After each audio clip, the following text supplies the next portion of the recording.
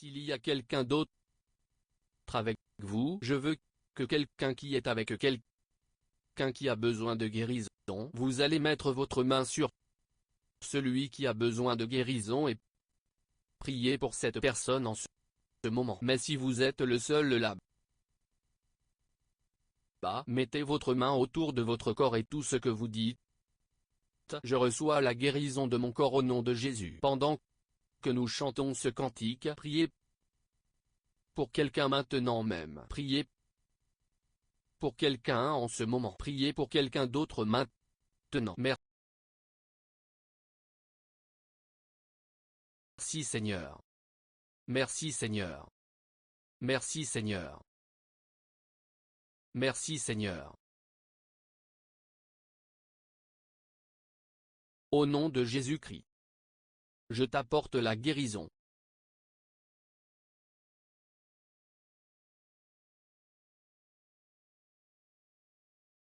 Peu importe depuis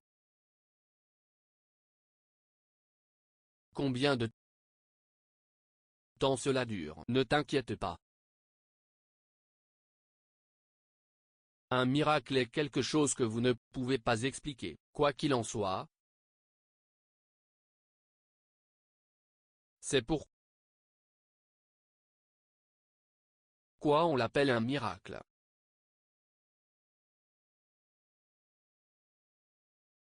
Tu ne peux pas l'expliquer, mais c'est parce que Dieu nous aime et la guérison est un pouvoir, c'est guérison divine. Le pouvoir de guérison de Dieu peut être transmis dans votre corps. Et quand cela arrive, il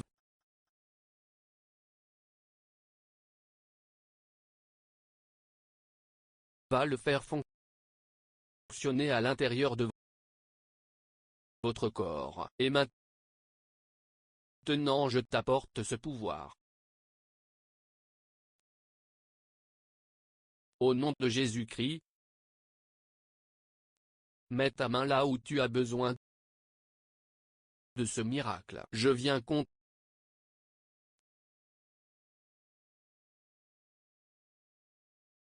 la cécité des yeux,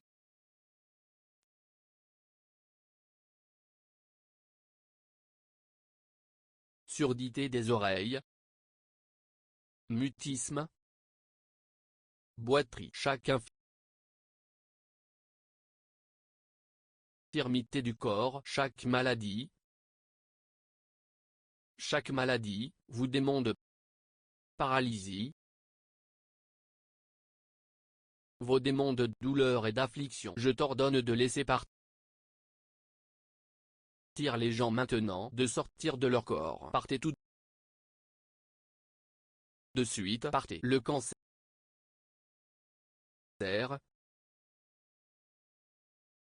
va au nom de Jésus. Les douleurs voient au nom de Jésus. Je recommande à cette croissance de vous quitter. Amen. Au nom de Jésus-Christ, soyez guéris de vos infirmités. Sois guéri. Sois guéri. Gloire à Dieu. Gloire à Dieu. Des miracles se produisent en ce moment. Des miracles se produisent en ce moment. Si vous ne pouviez pas marcher, levez-vous et marchez au nom de Jésus. Vos talons ont guéri. Vos jambes sont guéries. Vos membres sont guéris. Vos os sont guéris. Vos muscles sont guéris. Au nom de Jésus-Christ. Oh, merci à ton Seigneur Jésus. Gloire à Dieu. Remerciez-le pour votre guérison. Remerciez-le pour votre guérison. Remerciez-le pour votre guérison. Gloire à Dieu. Merci Seigneur, et tout de suite, utilisez les détails à l'écran pour venir vers nous et nous dire ce que le Seigneur a fait pour vous en ce moment. Dis-nous ce qui t'a fait, parce que nous devons remercier Dieu pour toi. Nous devons remercier Dieu pour vous. Faites-le très vite. C'est important. Vous savez, il y a quelques années, j'étais dans un auditorium où nous prêchions l'évangile et nous servions les malades et il y en avait tellement à l'intérieur de l'auditorium. Beaucoup ont été guéris, et l'un de ceux qui sont venus témoigner a eu un beau témoignage, quelque chose qui lui est arrivé. Il avait deux oreilles qui avaient des problèmes. Il avait une audience partielle de 2, comme si vous deviez crier pour qu'il entende de l'une ou l'autre oreille. Et pendant que nous servions là où il se trouvait dans la foule, une de ses oreilles s'est ouverte. Il remarqua qu'il pouvait entendre clairement de cette seule oreille. L'autre était toujours le même, mais il était si reconnaissant envers Dieu, si reconnaissant envers Dieu. Il a commencé à courir pour pouvoir venir témoigner. Quand il est arrivé devant, les huissiers l'ont arrêté et ont essayé de l'interroger, de savoir pourquoi il sortait. Et il lui a dit qu'il venait d'être guéri à l'oreille. L'un d'eux. Alors il veut témoigner. Alors il a dit que ça allait. Alors qu'il montait sur scène, la seconde s'ouvrit. Le deuxième s'est ouvert. Parfois, c'est une partie. Vous remarquez que Dieu a fait quelque chose pour vous. Tu dois être reconnaissant. Et en le remerciant pour cela, un de plus se produit. C'est comme une histoire dans la Bible où dit les lépreux sont venus à Jésus et ils l'appelaient à distance. Ils ont dit, Maître, aie pitié de nous. Alors il leur dit, vous pouvez aller vous montrer au prêtre. Maintenant, selon la loi, vous n'êtes allé chez le prêtre que lorsque vous avez été guéri et Jésus a dit, allez vous montrer au prêtre et faites demi-tour pour vous diriger vers le prêtre.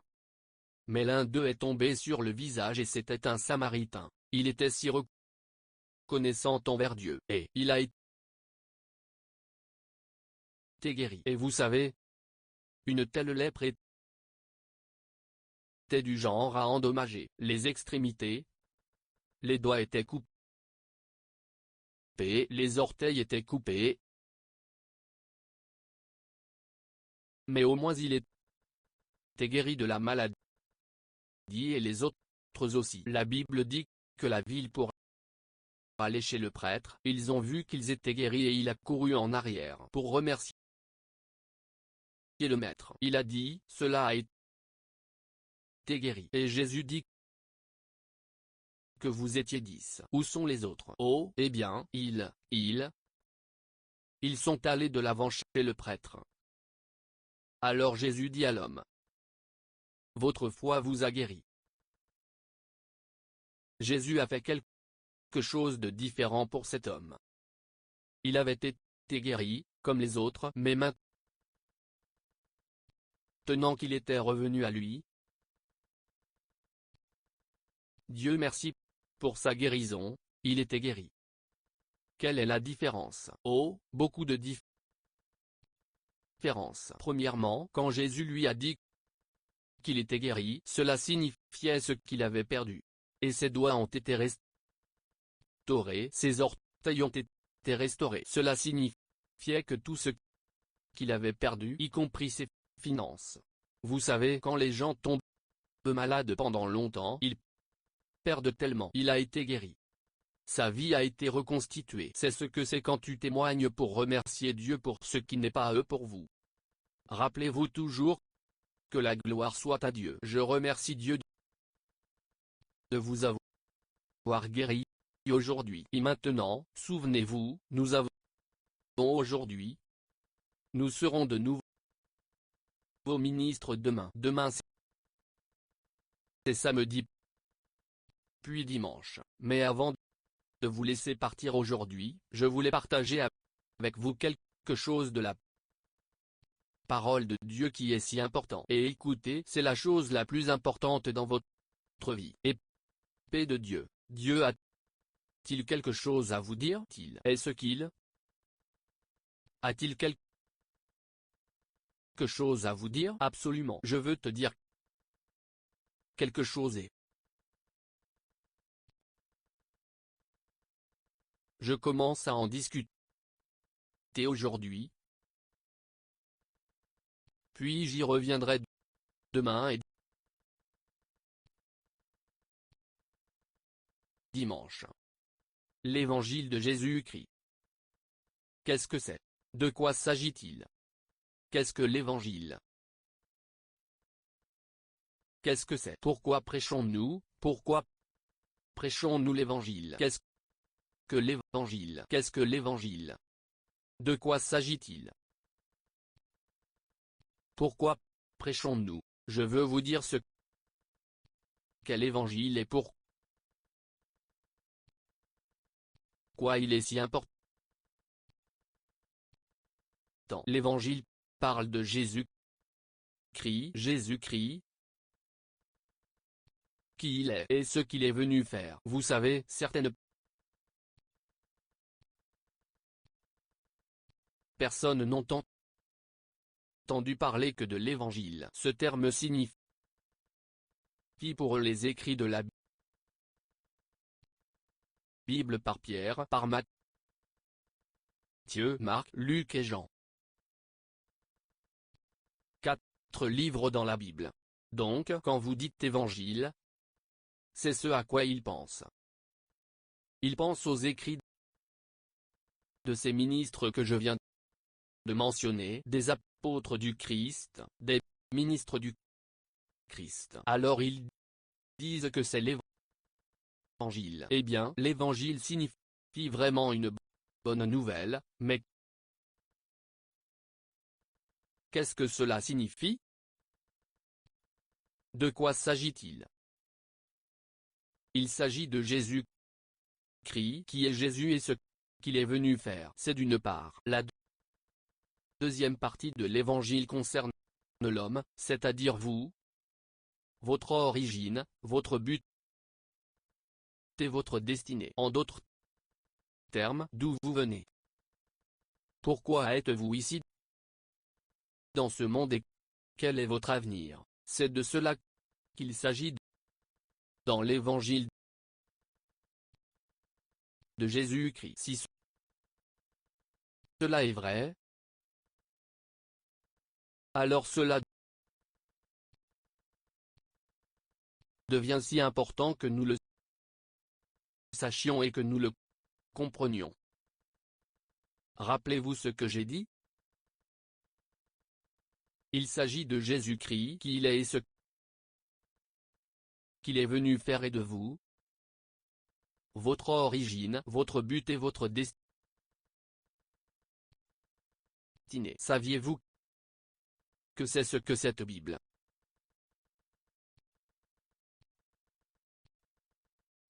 Il s'agit de la Bible chrétienne. C'est de cela qu'il s'agit. Toute la Bible se concentre sur Jésus, Christ du début à la fin. Il s'agit de qui est Jésus et de sa mission. La chose la plus extraordinaire à propos de Jésus est qui il est selon la Bible. Jésus-Christ est le Fils de Dieu. Maintenant, l'un des messages les plus importants que je prêche à travers le monde est qui est Jésus, parce que le monde a besoin de savoir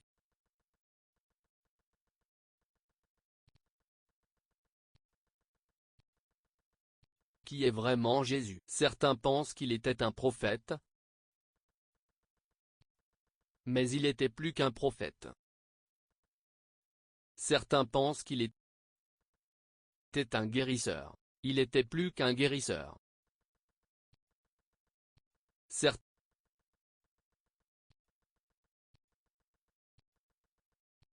Certains pensent qu'il était un homme bon. Il était plus qu'un homme bon, un grand professeur. Il était plus que ça. Il était le Fils de Dieu. Maintenant, quelle est la signification de Fils de Dieu? Plus je prêche cela et j'enseigne même aux chrétiens, plus je vois pourquoi ils ont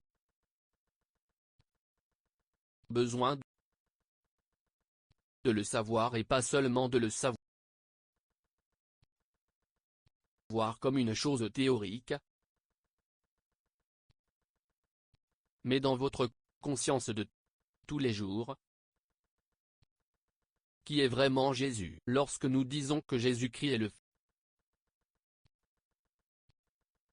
Fils de Dieu, cela signifie que Jésus-Christ est Dieu dans la chair. Cela signifie que lorsqu'il est venu dans ce monde, il était Dieu dans le corps humain. Il voit cela vrai. C'est exactement ce que dit la Bible. Saviez-vous que c'est pourquoi il a été crucifié? Il a été crucifié pour avoir déclaré que c'était ce qu'il était. Ils l'ont tué pour avoir dit qu'il était le Fils de Dieu. Dieu dans la chair humaine. C'est pour ça qu'ils l'ont tué. Mais il avait raison. Maintenant, vous savez, l'autre jour, quelqu'un était pas trop content d'entendre ça. Nous avons dit que Jésus-Christ était le Fils de Dieu et le Fils de Dieu signifiait Dieu dans la chair. Alors il a dit, non, ce n'est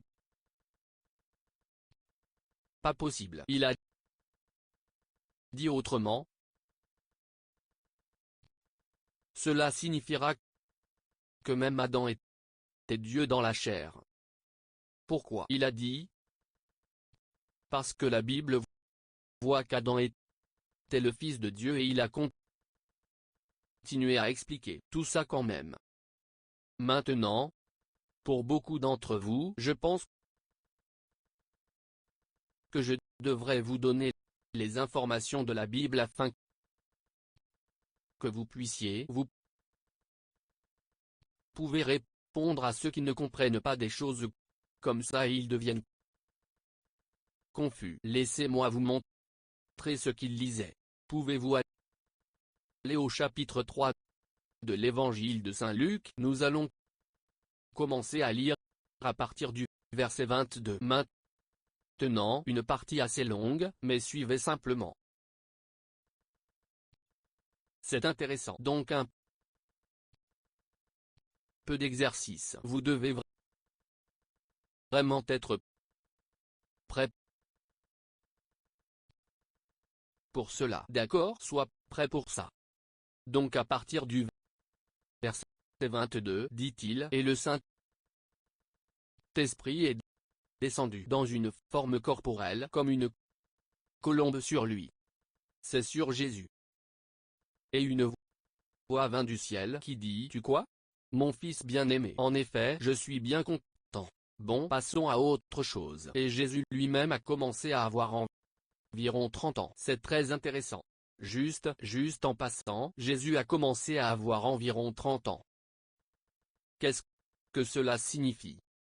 Ce sera, il vient de commencer à avoir 30 ans. Cela ne peut pas être 33, 32, voire 31 ans. Vous ne pouvez pas approcher son âge au-delà de 30 ans dans ces circonstances. Est-ce exact? Parce qu'il dit qu'il a commencé à avoir environ 30 ans. C'est quand même important. Regarde ça. Et Jésus lui-même commença à avoir environ 30 ans étant, comme on le supposait, le fils de Joseph, qui était le fils d'Élie. Continuons. Je veux que vous observiez attentivement. Ouais. Qui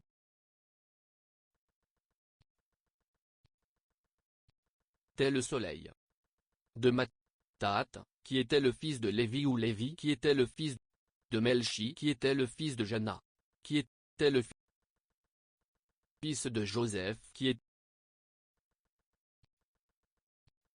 était le fils de Mattathia, qui était le fils d'Amos, qui était le fils de Nom, qui était le fils d'Esli, qui était le fils. Donc, celui qui était le fils de, qui était le fils de, qui était le fils de, continue jusqu'à la fin du chapitre. Très bien, allons maintenant directement à la fin du chapitre. Dernier verset du chapitre.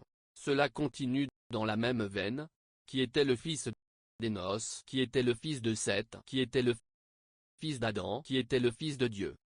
L'avez-vous vu maintenant? Donc. Alors ici, ils disent d'accord. Si Jésus étant le fils de Dieu signifiait Dieu dans la chair, la Bible dit qu'Adam était le fils de Dieu. Cela signifie-t-il donc qu'Adam était aussi Dieu dans la chair? C'est une question légitime. Mais c'est pourquoi la Bible nous dit: étudiez pour vous montrer approuvé de Dieu. Un Walkman qui n'a pas à rougir à juste titre de se diviser en paroles de vérité. Ceux qui pensent que c'est ce que cela veut dire se trompent. L'erreur est dans la traduction. La version anglaise du Nouveau Testament a été traduite de la langue grecque vers l'anglais. L'Ancien Testament a été traduit de l'hébreu. Maintenant, voici la différence dans l'original d'où cela a été traduit. Il n'a pas les mots fils de. Il n'y a pas les mots fils de, donc quand vous le lisez à partir de l'original, comme ce verset dit qui était des noces. Les mots T, H, E, Soen. Le fils n'apparaît pas dans l'original. Il put et là avec l'hypothèse que ça va le rendre plus clair. Incidemment, tous les versets que nous lisons depuis le verset 24 jusqu'au verset 38. Certains d'entre eux, il n'y avait pas de chanson directe de l'autre. Suivez-vous ce que je vous dis? Ce ne sont pas des chansons directes, et c'est pourquoi quand vous le lisez dans certaines versions de King James, ils mettent en italique les mots le Fils. Ils les mettent en italique. Alors maintenant, vous pouvez savoir qu'ils ont été introduits dans la déclaration pas à partir de l'original. C'est donc très important. Si vous ne le savez pas, vous penserez que c'est là. Non, la façon dont cela se lit à partir du. Revenez au verset 23. Je veux vous montrer comment cela se lit. Le seul endroit où le Fils de. Le seul endroit où il apparaît au verset 23. Et le voici. Et Jésus lui-même a commencé à avoir environ 30 ans étant, comme on le supposait, le fils de Joseph, comme on le supposait. Il était supposé être le fils de Joseph. Après cela, dit-il, qui était de Élie. Tu le vois, qui était d'Élie. C'est ce que l'original enseigne. Et si vous regardez plusieurs autres traductions, vous trouverez la même chose que je viens de vous dire. C'est dans plusieurs autres traductions. En fait, je devrais peut-être vous en lire une ou deux. En effet, quelques chrétiens étaient troublés par des choses comme celle-ci. Vous ne devriez jamais être confus. Regardez maintenant la version révisée comme exemple ou la traduction Ruan ou le CJB. D'accord? Ce que vous avez ici, c'est le CJB. Ce CJB est une Bible juive complète. Il dit Yeshua, c'est Jésus. Yeshua avait environ 30 ans lorsqu'il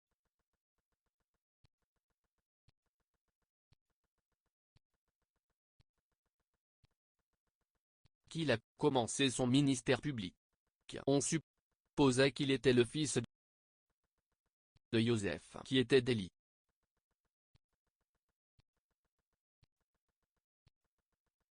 As-tu vu ça? Qui était d'Élie. Allez au verset suivant de Matthat, de Lévi, de Malki, de Ionet, de Yosef. Il ne dit pas fils de, pas ton fils. Vous ne le trouvez pas parce que dans votre traduction originale, dans votre manuscrit original, ce n'est pas là. Vous ne le trouvez donc que dans certaines versions comme la traduction de King James et quelques autres. Et en fait, dans la traduction de King James, beaucoup d'entre eux le mettront en italique ou le mettront entre parenthèses comme entre parenthèses pour que vous sachiez que ces mots, chaque fois que vous lisez la traduction de King James et que vous rencontrez des mots qui sont mis entre parenthèses, ils essaient de vous dire, ou s'ils sont en italique, ils essaient de vous dire que ces mots n'étaient pas dans le manuscrit original. Ils les ont mis là dans l'espoir de rendre un verset plus clair. Bien, d'accord, c'est ainsi que vous le lisez et vous découvrez à la fin du verset dans ce verset 38. Allez au verset 38 dans le Roi dans le CJB, nous venons de lire à propos dans Hoche. De chez d'Adam, de Dieu, ne dit pas Adam, fils de Dieu. Il dit de Dieu. Pouvez-vous voir cela? Il n'est donc pas vrai qu'Adam était donc le fils de Dieu à cause de la déclaration que vous avez eue là dans la traduction de King James et quelques autres. C'est très, très important. Alors c'est vrai que quand on dit Jésus-Christ, le Fils de Dieu, oui, le Fils de Dieu, Évangile de Saint Marc, chapitre 20, chapitre 14. Allez au chapitre 14 à partir du verset 60. Et les souverains sacrificateurs se levèrent au milieu et demandèrent à Jésus en disant: Tu ne réponds rien. Vous savez, ils l'avaient arrêté et ils lui posaient des questions et Jésus était silencieux. Il n'a rien dit. Alors le souverain sacrificateur se leva au milieu et demanda à Jésus en disant: Tu ne réponds rien. Qu'est-ce que c'est? Ce que ceci témoigne contre toi. Mais il se taisait et ne répondait plus rien. Le souverain sacrificateur l'interrogea et lui dit: Es-tu le Christ, le Fils des bienheureux? Loué Dieu. Es-tu le Christ, le Fils du bienheureux? Il a dit qu'il. Qu'est-ce qu'il lui demande? Allez à l'évangile de Saint Matthieu.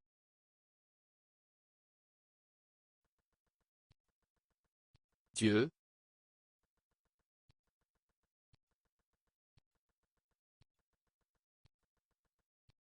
La même chose. Y a-t-il le chapitre 26 du verset 64? Jésus lui dit: Eh bien, lisons du verset 6 au verset 3.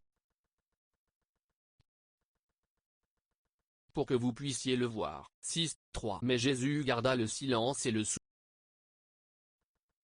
souverain sacrificateur répondit et lui dit: Je t'adjure par le Dieu vivant de nous dire si tu es le Christ, le Fils de Dieu. Regardez ce Christ. Ainsi, le souverain sacrificateur nous dit ici que Christ doit être le Fils de Dieu. Il dit: Dis-nous si tu es le Christ, le Fils de Dieu, parce que le Christ était censé être le Fils de Dieu. Alors il dit: Je vous adjure par Dieu, par le Dieu vivant, de nous dire. Était-il honnête? Voulait-il une réponse honnête? il n'était pas honnête. Il a demandé à Jésus, mais il n'était pas prêt pour la réponse. Regarde ça. Je t'adjure par le Dieu vivant de nous dire si tu es le Christ, le Fils de Dieu. Certaines personnes disent que Jésus n'a jamais dit qu'il l'était. Regarde, lui dit Jésus, tu as dit. C'est une expression grecque ici pour l'affirmative. D'accord, regardez-le dans Marc. C'est la même chose. Revenez à ce que nous venons de lire, marquez le chapitre 14. Ouais, c'est dit, mais il s'est tué n'a rien répondu. Et de plus, le souverain sacrificateur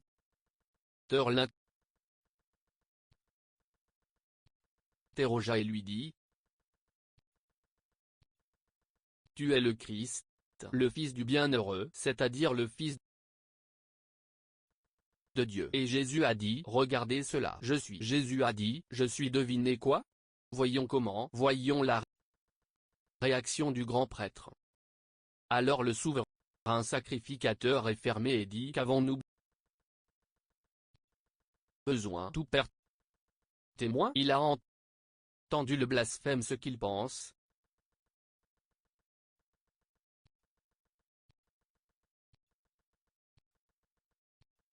Et ils l'ont tous condamné à mort. C'est ainsi que Jésus a été crucifié, pour avoir dit qu'il était le Fils de Dieu. Allez à Jean chapitre 10, verset 33. Les Juifs lui répondirent en disant que pour une bonne œuvre, nous n'avons pas lapidé, mais pour un blasphème. Parce que tu es un homme,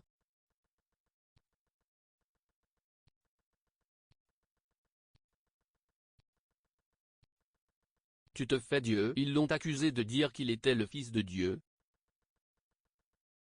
ce qui voulait dire Dieu fait chair. Ainsi, lorsque nous parlons de Jésus, nous ne parlons pas d'un homme ordinaire. Ce n'était pas un homme ordinaire. Il est né d'une vierge. Le peuple juif a compris la signification de Fils de Dieu. Fils de Dieu ne signifie pas quelqu'un qui est né d'un autre, comme vous dites fils de Jacques. Non. Cela signifie Dieu dans la chair. Cela signifie que Dieu se manifeste en lui-même à vous dans la chair. C'est qui était Jésus. Ainsi,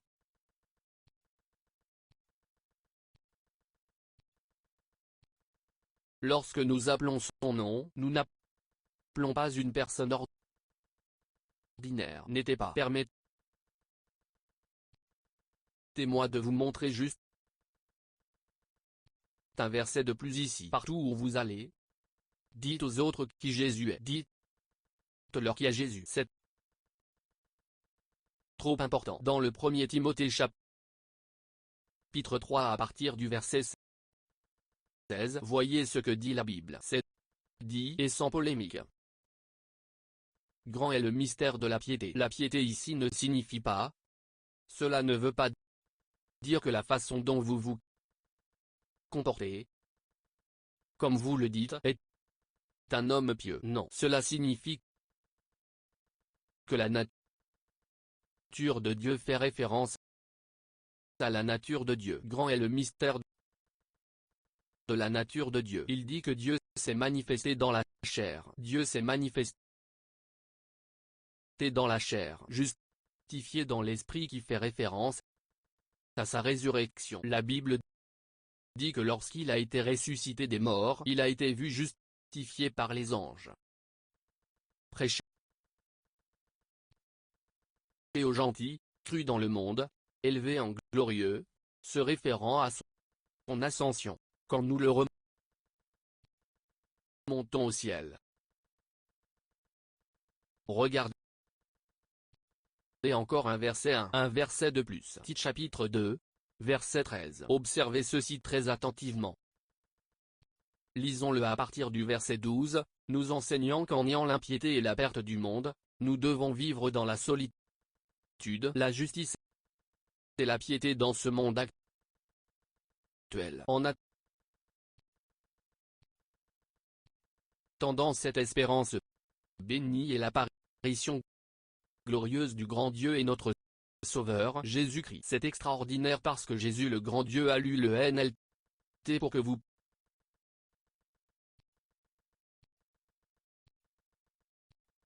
puissiez le voir plus clairement. Pourquoi nous attendons avec espoir ce jour merveilleux où la gloire de notre grand Dieu et Sauveur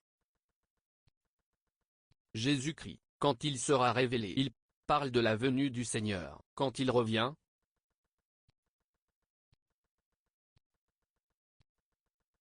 il appelle Jésus le grand Dieu, notre grand Dieu et Sauveur, Jésus-Christ, notre grand Dieu et Sauveur. Ainsi, les apôtres le connaissaient comme Dieu. C'est incroyable. Pas étonnant qu'il ait dit, moi et mon Père sommes un. Il a dit, si vous m'avez vu, vous avez vu le Père. Pourquoi? Parce qu'il était la manifestation physique que des dieux invisibles. Le physique, la manifestation visible, l'expression visible du Dieu invisible. C'est ce que dit la Bible. Je vais vous le montrer. Hébreux chapitre 1 à partir du verset 1. Regarde ça. Dieu qui, à plusieurs reprises et de diverses manières, a parlé autrefois au Père par les prophètes, nous avait parlé en ce dernier jour par son Fils, qu'il avait établi héritier de toutes choses, par qui aussi il a créé les mondes. C'est remarquable. J'aimerais avoir le temps d'expliquer cela. Il a créé les mondes, pas seulement les mondes du monde. Qui parle de ça? Son Fils, Jésus-Christ. Il dit qui est dans l'éclat de sa gloire et l'image expresse de sa personne. Comment? Quoi?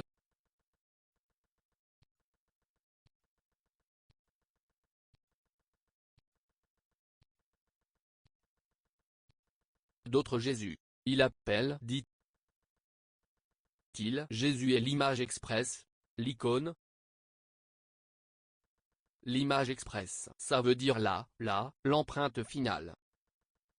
Quand vous dites le type original, c'est ce qu'il dit. L'empreinte finale, le type original du Père. Regardez-le.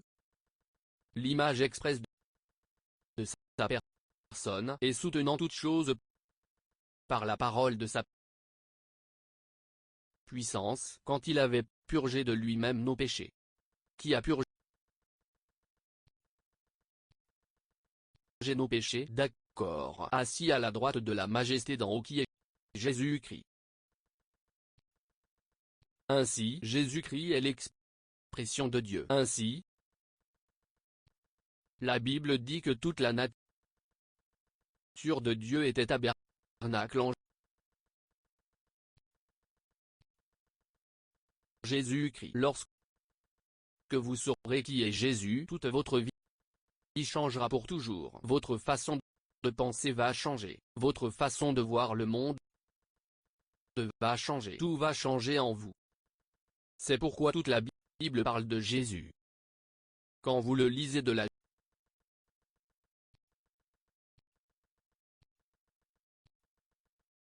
Genèse à l'Apocalypse, il vous pointe vers un seul homme, Jésus-Christ, pour vous dire qui il est et sa mission, ce qu'il est venu faire afin que vous sachiez. Et j'ai dit, la deuxième chose concerne vous-même. Il veut que vous connaissiez votre origine, votre but. La plupart des gens vivent leur vie sans jamais savoir pourquoi ils sont venus dans ce monde. Ils ne savent pas pourquoi ils sont ici. Vous ne le voyez pas? Ils naissent un jour, tout le monde est content. Ils sont nés comme un petit enfant. Puis ils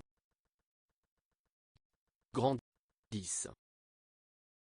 Ils donnent eux-mêmes naissance à des enfants. Puis ils vieillissent. Puis ils meurent. Et ils décèdent. Puis les enfants qu'ils mettent au monde grandiront, vieilliront, donneront naissance à leurs propres enfants, mourront d'une génération à l'autre. N'est-il pas temps pour une personne réfléchie de dire quoi? Quel est le but de la vie? Si tu vas vivre ici et que tu ne peux pas te retenir ou emporter ce que vous êtes venu dans ce monde pour faire ou devoir posséder. Si vous ne l'avez pas, alors la vie doit avoir un meilleur sens, n'est-ce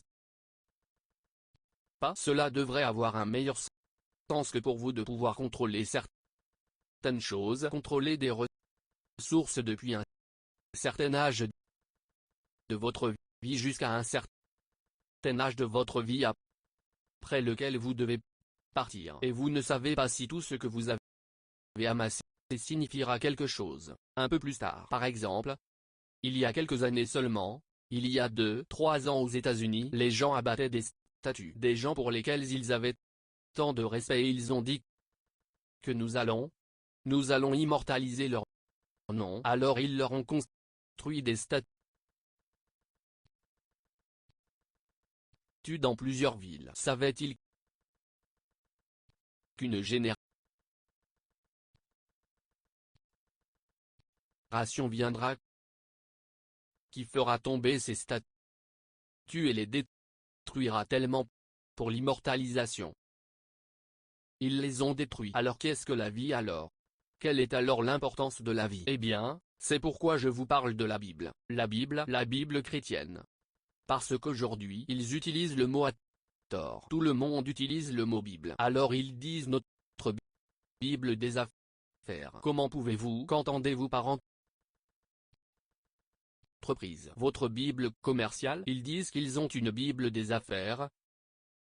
Ils ont une Bible politique. Non, la Bible que nous appelons une Bible chrétienne, et tout son message concerne Jésus-Christ, le Fils de Dieu et sa mission. Et en comprenant sa mission, vous découvrirez votre but. C'est de cela qu'il s'agit. Jusqu'à et à moins que vous découvriez Jésus, jusqu'à ce que, et à moins que vous ne sachiez qui est Jésus, votre vie est sans boussole. Votre vie est sans but. Alors vous devriez juste savoir que vous êtes ici, comme d'autres avant vous. Ils sont venus, ils ont fait ce qu'ils ont fait. Ils sont décédés. Question: où sont-ils allés? L'homme n'est-il qu'un corps physique? Penser que l'homme est un corps ordinaire, c'est se tromper. Non, tu n'es pas un corps. Il y a quelque chose de plus en toi. Nous pouvons en discuter avant la fin de notre programme d'ici dimanche, mais c'est pour vous aider à comprendre que la vie a un but plus grand, un but beaucoup plus grand. Incidemment, vous ne pouvez pas l'obtenir de ceux qui ne l'ont pas. Vous pouvez l'obtenir auprès de ceux qui ne l'ont pas. Vous pouvez l'obtenir par des gens qui théorisent à ce sujet. Si c'est vrai et c'est spirituel et à voir avec Dieu, vous ne pouvez pas connaître Dieu à moins que Dieu ne se révèle à vous. Dites-moi, par quels instruments allez-vous découvrir Dieu? Comment veux-tu le retrouver? Quels instruments humains voulez-vous créer pour trouver Dieu? S'il y a un Dieu, il doit être plus grand que ce mot. S'il choisissait de se cacher, comment le découvririez-vous? Il doit avoir une plus grande sagesse que vous. La seule façon de le connaître est sa révélation. Il doit se révéler à vous. Et c'est pourquoi je partage la parole de Dieu avec vous, parce que si vous ne l'entendez pas de quelqu'un qui a reçu cette révélation divine, il n'y a aucun moyen de savoir. Cela doit être par révélation. Et donc vous dites, Pasteur Christ, si Dieu voulait que nous le connaissions, il se révélera à nous tous. Il l'a fait en Jésus-Christ. Il l'a fait en Jésus-Christ, et juste comme s'ils étaient ces gens-là. Quand ils lui ont dit, dis-nous qui tu es. Es-tu le Fils de Dieu? Et il leur a dit, mais ils l'ont tué pour cela parce qu'ils avaient leur propre imagination de ce que le Christ, le Fils de Dieu, devrait être. Mais Dieu l'a ressuscité des morts. La Bible nous dit que même ses propres frères et sœurs de sa propre maison, sa famille ne croyait pas en lui. Mais un jour, ils ont cru. Le jour qu'ils croyaient était le jour. Il est monté sous leurs yeux au ciel. Avez-vous déjà lu la Bible pour savoir comment Jésus a laissé ce mot? Ne vous y trompez pas. Que personne ne vous trompe. Il n'a pas basculé dans la tombe. La Bible déclare que le troisième jour, il est ressuscité des morts. Est-il encore mort? Non. La Bible nous dit exactement ce qui est arrivé à Jésus un certain jour, comme le dit le mot. Il était avec ses disciples. Ses frères et sœurs étaient là. Sa mère était là. Beaucoup d'autres étaient présents et Jésus s'adressait à eux. Les membres de sa famille sont en fait venus le convaincre de les suivre jusqu'à chez lui. Maintenant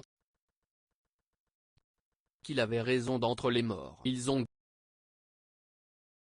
dit, ne donnez pas une autre occasion aux Romains de vous arrêter et de vous tuer à nouveau. C'est pourquoi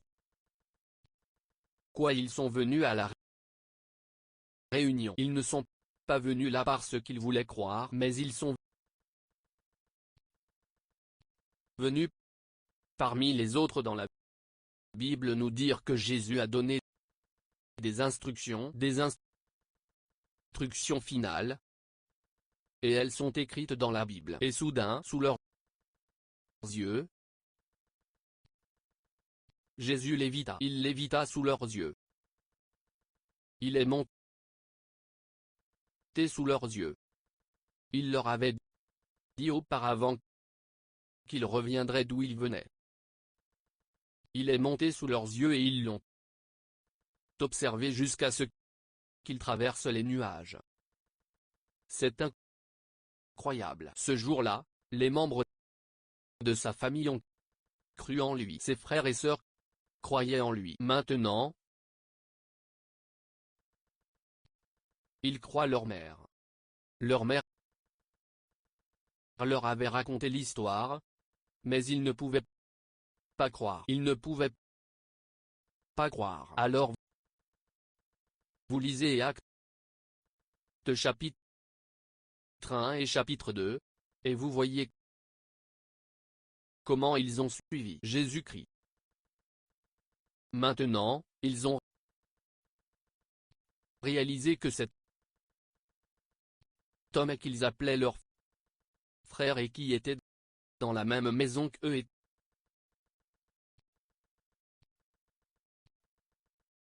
était vraiment du ciel. Ils n'y croyaient pas avant. Ils n'y ont pas cru jusqu'au jour où ils l'ont vu envoyer sous leurs yeux. Et la Bible dit qu'un jour il viendra du ciel comme cela. Il viendra du ciel. Et il nous a donné des signes pour savoir quand c'est proche.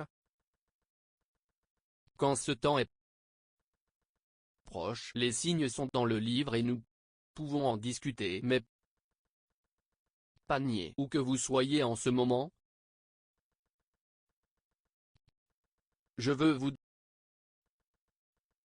donner l'occasion de recevoir et d'accepter ce Jésus-Christ, le Fils de Dieu, en tant que Seigneur de votre vie et Sauveur de votre âme. Personne d'autre ne peut vous sauver. J'ai dit un jour à un homme religieux, parce que j'ai essayé de lui expliquer que Jésus-Christ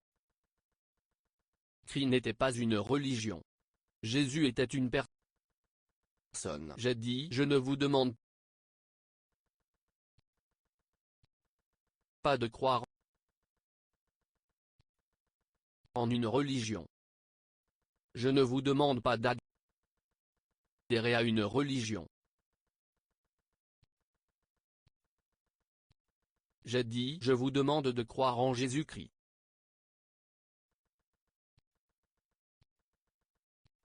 Puis il m'a parlé de sa religion. Je lui ai dit, merci pour tout ce que vous avez dit sur votre religion.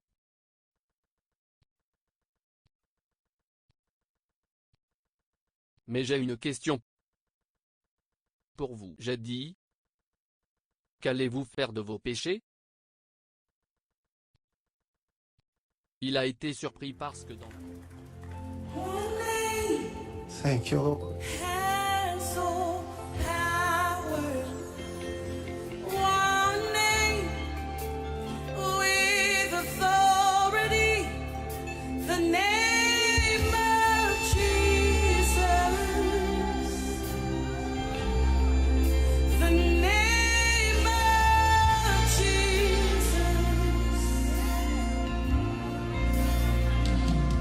In heaven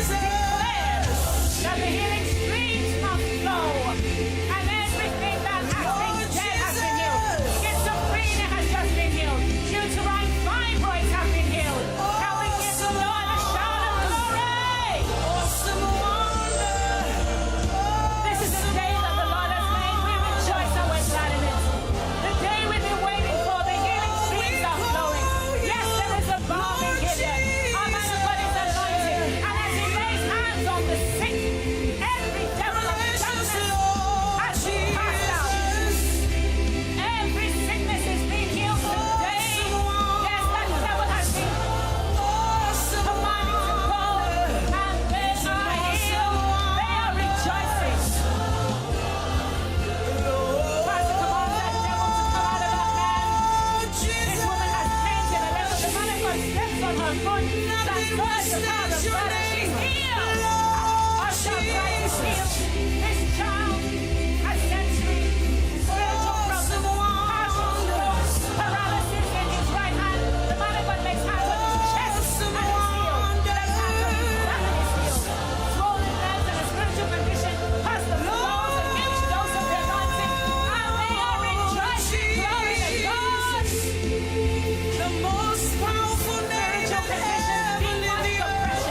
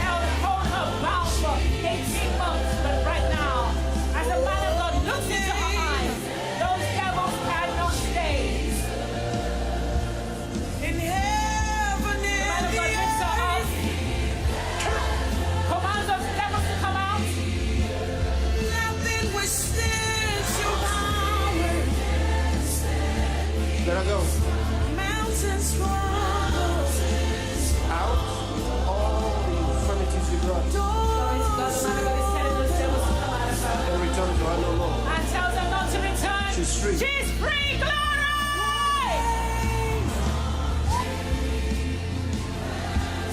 Look at that. She's free, free, free. We know the name of Jesus. Father, command. Powerful name of Jesus. Hold her in love. Let the transfer of the power of Pastor blows on her. Heaven and And the look at the calmness that has come to her heaven face. and the earth. She looks at the man of God. Nothing can stand his mind. And look at that. Hope has come. Mountains strong. As they take her off the stretcher. Doors are open in his And name. she knows that this is the end of pain. Oh, The man just of God one blows on name her. And has she's free. Glory! one name with all authority. The powerful name of Jesus. Oh, thank the Lord. The name of Jesus. I see. I see His greatness. I see We are standing in the very presence of God. love and The kindness. miracles we see today are the manifestation of God's love. His amazing grace, sufficient for you. The Bible says that Jesus Christ of Nazareth was anointed with the power of God, who went about doing good and healing all who were oppressed of the devil. And we are seeing that demonstrated right before our eyes. And Love every and kindness, disease of infirmity is grace, going. His Bowing to the name of our Lord grace for you. You are healed right The man of God lays now. hands on them. Receive it now. Every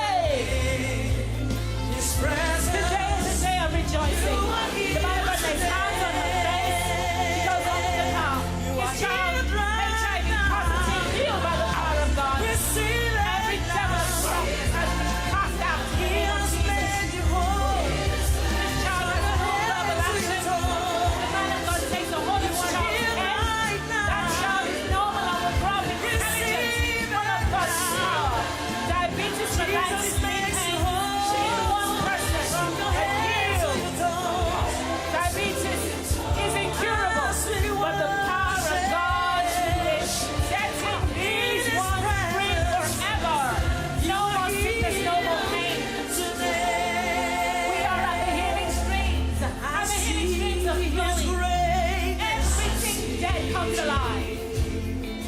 Partial stroke, healed by the power of God. That little child went under the power without you dove. Speech delay, spiritual problems in that child gone forever. I prophesy that God blows into her eyes and she is healed. Hypertension and breast pain out of her, and that is it. The lady doesn't take her eyes off the man of God. He blows on her, looks at her case card, and with compassion ministers the power of God to her. Never the same again. They are healed by the power of God. More children on the healing line.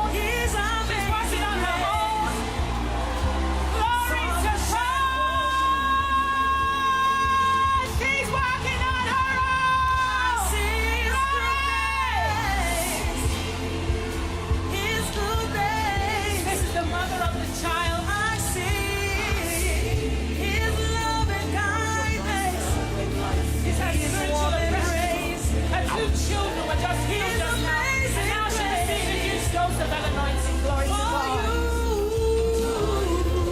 This man, You are here this man has been in this condition for 12 long years. Receive it now. Those devils have got you all gone. He's From healed. your head to your toes. She has had osteoarthritis, edema. She has swollen legs. Pain in all her joints. Body weakness. This lady has a motor neuron disease. All her organs shut down periodically. For 1 year she's been in this condition. It is affecting every organ of her body.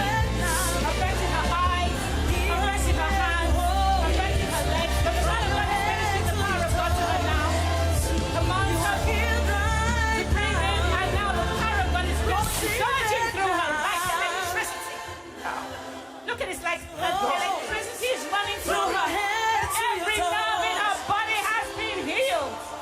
She is healed. Glory to God.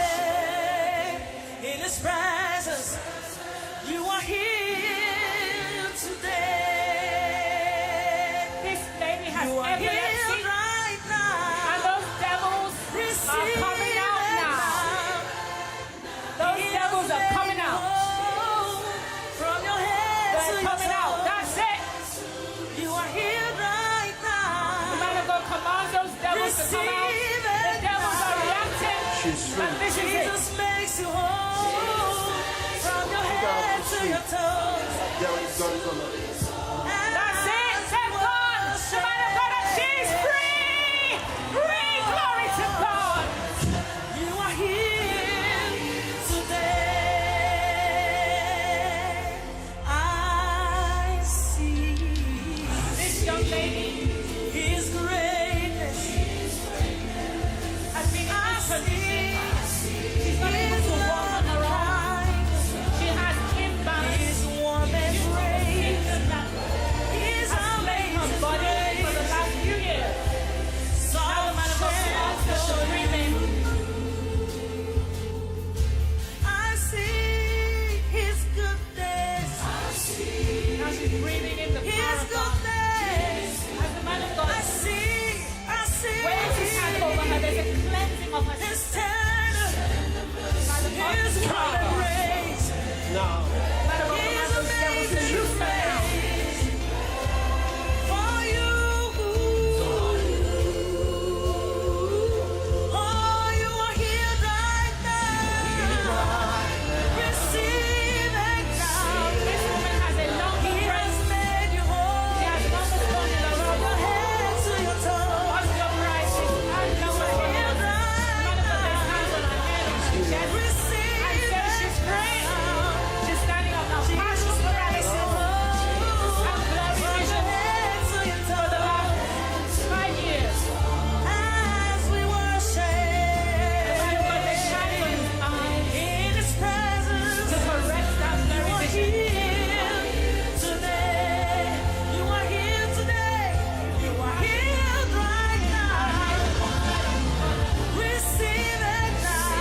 Man of God continues to He lay has hands made you whole. close into his eyes, and he's free. You are here right now. This woman also has Receive it partial now. blurry vision.